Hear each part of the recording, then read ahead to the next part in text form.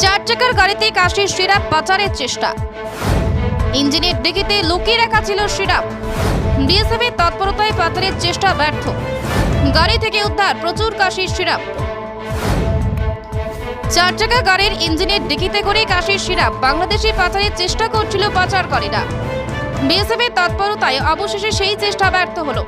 উদ্ধার হলো প্রচুর কাশির সিরাপ। এই ঘটনায় গ্রেপ্তার করা হয়েছে এক পাচারকারীকে। আটক করা হয়েছে গাড়িটিকে।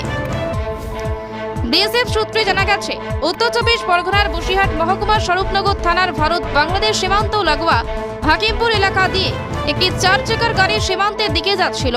এই সময় ওই সীমান্ত এলাকায় প্রহরার দায়িত্বে ছিলেন বিএসএফ এর 112 নম্বর ব্যাটালিয়নের জওয়ানেরা।